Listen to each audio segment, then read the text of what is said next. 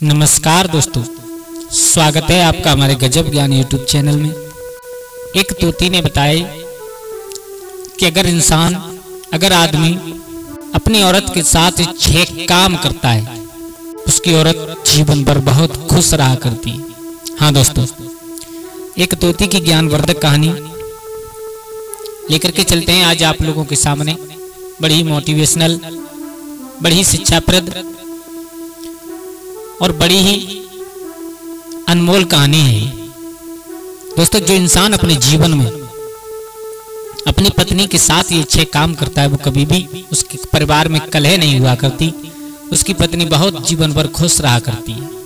हाँ दोस्तों, आजकल आप लोगों ने देखा होगा कि घर परिवार में कलह ज्यादा चलती है, पति पत्नी में मेल नहीं खाता है, पति पत्नी में इतना मेल नहीं खाता है कि वो एक साथ बैठ करके भी खाना खा सके। तो दोस्तों, ऐसी ही एक ज्ञानवर्धक कहानी आप लोगों के सामने लेकर के चलते हैं। तो कहानी प्रारंभ करने से पहले आप लोगों से एक निवेदन है, अगर आप हमारे गजब ज्ञान यूट्यूब चैनल पर नए दर्शक मेहमान बंधु बनकर के आए हैं तो प्लीज हमारे चैनल को सब्सक्राइब करें और हो सके तो अपने परिवार और दोस्तों के साथ में शेयर जरूर करें। और हाँ, वीडियो को पूरा जरूर देखें, क्योंकि जब तक आप लोग पूरा नहीं देखोगे तब तक कोई बात समझ में नहीं आएगी। और आप लोग इस बात को जानते हो कि आधा अधूरा ज्ञान हमेशा खतरनाक साबित हुआ करता है। दोस्तों, बड़ी ही अनमोल कहानी है। तो आ जाओ, आप लोगों का समय ज्यादा बर्बाद ना करते हुए गौर करते हैं कहानी की तरफ। कि किसी नगर में एक राजा निवास करता था। उसके एक बहुत सुंदर बिटिया थी जिसका नाम था रूपवती। रूपवती बिटिया जैसा उसका नाम वैसे ही उसका रूप बहुत सुंदर था। मेरे भैया, उस बिटिया ने और एक तोती को पाल रखा था अपने आंगन में। उससे खेलना, उसके साथ समय बिताना, उसे खाना खिलाना उस रूपवती बिटिया का रोजाना का काम था। मेरे भैया, धीरे धीरे समय निकलता चला गया। समय कितना निकल गया कि वो रूपवती विवाह के योग्य हो चुकी है। एक दिन रूपवती के पिता ने, यानी उस नगर के महाराज ने, और अपनी बिटिया की तरफ देखा, समझ गए कि मेरी बिटिया विवाह के योग्य हो चुकी है। विवाह की तैयारियां शुरू करने लगे हैं। आप लोग जानते हो कि जब बिटिया विवाह के योग्य हो जाए तो पिता का यह धर्म बनता है, माँ बाप का यह धर्म बनता है कि अपनी बिटिया की शादी करे। दोस्तों, आज उस राजा ने एक बात सोची, मैं अपनी बिटिया के योग्य वर ढूंढने के लिए जाऊंगा संसार में। क्यों ना मैं अपनी बिटिया से ही पूछ लूं कि उसे कैसे वर से शादी करनी है। हाँ दोस्तों, उस रूपवती बिटिया को अपने पास बुलाकर के महाराज ने पूछा, बेटा देखो, बिटिया कभी भी किसी की, चाहे गरीब की हो, चाहे अमीर की हो, चाहे राजा महाराजा किसी की भी हो, बिटिया किसी की आज तक घर नहीं रुक पाई। और बेटा, तुम विवाह के योग्य हो चुकी हो, हम तुम्हारी शादी करेंगे, तो आप हमें ये बता दो कि आप कैसे वर से शादी करना चाहोगी।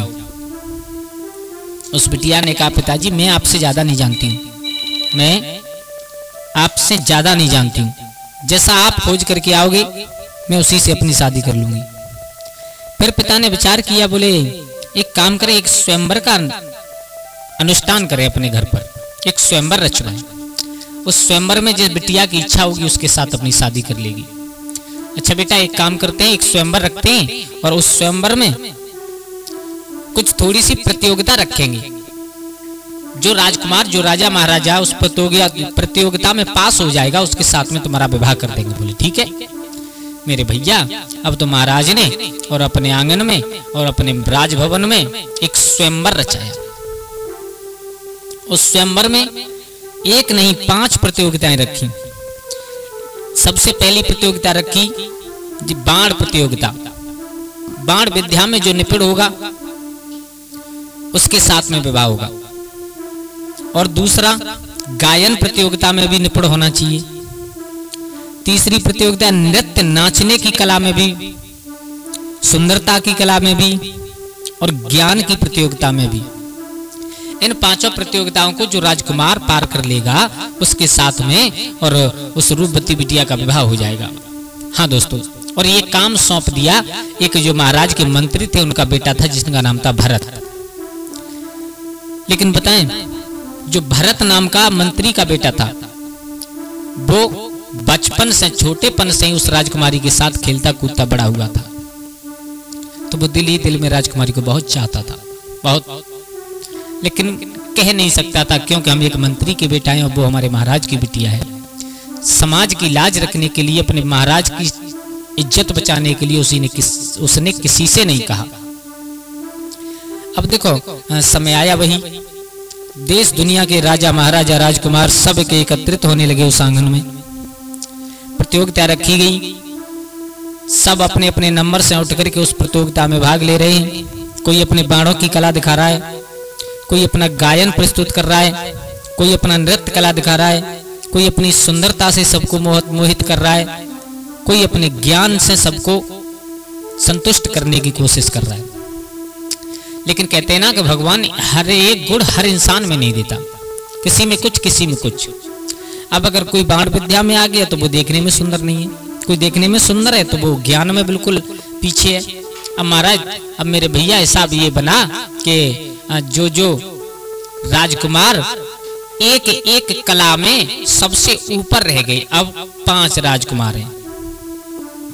जो बाण प्रतियोगिता में सबसे आगे था वो भी एक तरफ खड़ा है, जो गायन में सबसे आगे था वो भी एक तरफ खड़ा है, जो नृत्य कला में सबसे आगे था वो भी एक तरफ खड़ा है, सबसे सुंदर था वो भी एक तरफ खड़ा है, और जो ज्ञान में सबसे आगे था वो भी एक तरफ खड़ा है। अब राजकुमारी एक, अब 5 से विवाह तो कर नहीं सकती, और ऐसा कोई नहीं है जिसमें ये 5 गुण हों सबसे अलग। अब महाराज के सामने फिर समस्या आ गई। महाराज ने विचार किया, बोले बिटिया अब क्या किया जाए, अब तुम जानो इन 5 में से किससे शादी करोगी। बिटिया ने कहा, पिताजी हमने पहले दिन कहा था वही आज फिर कह रहे हैं, जो आप कहोगे हम वही करेंगे, मेरी समझ में कुछ नहीं आ रहा है। अब महाराज ने सोचा, बोले एक काम करो, इन 5 राजकुमारों को अपने घर पर रोकें, कुछ दिन घर पर रहने के बाद तब फैसला करेंगे किसके साथ में विवाह करना है। मेरे भैया वो राजा और वो रूपवती बिटिया दोनों चक्कर में फंसी। लेकिन उधर बिटिया का ये काम था कि रोजाना और शाम को बैठ करके जो उसने एक तोती पाल रखी थी उससे अपनी बातें किया करती थी। आज रोजाना की तरह राजकुमारी तोती के पास पहुंची। तोती ने कहा, आज चक्कर क्या है, आज तुम सुस्त कैसे हो, चेहरा तुम्हारा कैसे उदास है। बोले क्या बताया, हम तो बहुत जटिल समस्या में फंसे हैं। बोले क्यों, सारा हाल बताया। बोले समझ में नहीं आ रहा है शादी किससे करें। तो वो तोती कह रही है, सुनो मैं तुम्हें बात बता रही हूं, इंसान को चाहिए, लड़की को चाहिए कैसे लड़के से शादी करे, जो लड़का अपनी औरत को कभी भी समाज में कायल ना करे। नंबर 1, समाज में चलो कोई गलती हो जाती है पति पत्नी में तो कभी भी समाज के सामने उसे दंड नहीं देना चाहिए। अगर दंड देना है तो एकांत में घर आकर के उन्हें समझाएं, सबसे पहला। दूसरा, आदमी को कभी भी अपनी स्त्री को भोग विलास की सामग्री नहीं समझना चाहिए, उस इंसान को कभी भी नहीं समझना चाहिए। तीसरा, घर की कभी भी नौकरानी नहीं समझनी चाहिए औरत को। पुतोती समझा रही है, सुनो राजकुमारी, ये कुछ बातें ऐसी हुआ करती हैं अगर जिन्हें इंसान अपना ले तो कभी भी जीवन में कलह या विकार नहीं आ सकते। नंबर 4, संकट की घड़ी में कभी भी औरत को अकेला नहीं छोड़ना चाहिए। हाँ, जिस समय संकट चाहे छोटा हो चाहे बड़ा हो, संकट हुआ करता है। संकट के समय कभी भी औरत को अकेला नहीं छोड़ना चाहिए, अन्यथा घर में विकार बहुत पैदा होते हैं। नंबर 5, औरत को कभी भी मारना या पीटना नहीं चाहिए। जितना हो सके उतना समझाना चाहिए बातों से। पीटने से कोई इंसान सुधरता नहीं है कभी भी। नंबर 6, उस इंसान से शादी करो राजकुमारी तुम, जो इंसान अपनी पत्नी को आधा अंग समझ करके चले, अपना आधा शरीर समझ करके चले। क्यों? ऐसे इंसान से शादी करनी चाहिए जो जीवन की समस्याओं से लड़ने के काबिल हो, जो पत्नी का महत्व समझता हो, जो पत्नी को वो सम्मान दिला सके जो उसे पाने की अधिकारी होती है पत्नी, जो समय आने पर प्राणों की बाजी लगाकर भी उसकी रक्षा करे, और जो ये समझता हो कि उसकी पत्नी सिर्फ उसके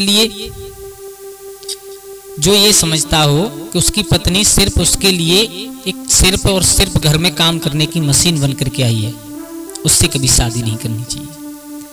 जो पत्नी तुम्हारे पीछे सिर्फ अपने माँ बाप, बहन भाई, अपने परिवार, अपने गांव, अपने शहर, अपनी बस्ती सबको छोड़ करके तुम्हारे पीछे चली आई, अगर तुम उसका अपमान करोगे तो क्या होगा अंदाजा लगाना मेरे भैया। और उसके साथ कैसा आचरण करना चाहिए, जो जीवन भर उसे खुश रखने का प्रयास करता हो, ऐसे पति से, ऐसे इंसान से राजकुमारी तुम शादी कर लो, कोई दिक्कत नहीं। मेरे भैया उस तोती ने राजकुमारी को समझाया। समझाने के बाद राजकुमारी वहां से उठी, अपने शयन कक्ष में गई, रात्रि भर जैसे तैसे लेट करके आराम से रात्र काटी। सुबह हुआ, सुबह होते ही वो राजकुमारी और उन 5 राजकुमारों को लेकर के और कहा जंगल में घूमने के लिए चली। ध्यान देना सब लोग, जब जंगल में घूमने के लिए चली, उधर जो मंत्री का बेटा था जिसका नाम था भरत, वो भरत भी उसके साथ में चला है उनकी रक्षा करने के लिए, 5 राजकुमार की और राजकुमारी की। बातों ही बातों में बढ़ते चले गए। एक घनघोर बियाबान जंगल में पहुंच गए, लेकिन उन्हें मालूम ही नहीं पड़ा कि हम कहां पर आ चुके हैं। मेरे भैया जब आगे जा करके और जब देखा तब उनकी समझ में आया, बोले हम तो एक बहुत विकट जंगल में आ गए। अब कुछ सोचते इससे पहले ही एक बाघ ने आकर के दहाड़ लगा दी। मेरे भैया उस बाघ को देख करके सभी लोग घबरा गए, सभी लोग घबराए। एकदम भरत जो उन 5-6 लोगों की रक्षा करने के लिए गया था, कूद करके सबसे आगे खड़ा हो गया, हाथ में तलवार लेकर के, और राजकुमारी से कहा, राजकुमारी आप यहां से तुरंत भाग जाइए और इस बाघ को मैं देखता हूं। भरत आगे खड़ा है, लेकिन जो पीछे 5 राजकुमार थे उन्होंने देखा कभी ये बाघ जिंदा नहीं छोड़ेगा। राजकुमारी का हाथ छोड़ करके एकदम उल्टे पैर पीछे की तरफ भागे। राजकुमारी को पसीना आ गया। चलते में आवाज लगाइए, आ जाओ, अगर जान बचानी है तो यहाँ से भागो, अन्यथा ये बाघ हम किसी को नहीं छोड़ेगा। राजकुमारी ने कहा तुम्हें भागना है भाग जाओ, मैं तो भरत की रक्षा करूंगी। मेरे भैया सिर्फ दोनों खड़े के खड़े रह गए। वो 5 राजकुमार वहां से भाग गए। अब एकदम अपनी फुर्ती दिखाते हुए उस बाघ से उस भरत की लड़ाई हुई। मेरे भैया जैसे तैसे किसी भी प्रकार उस बाघ को परास्त किया, वहां से भगाया।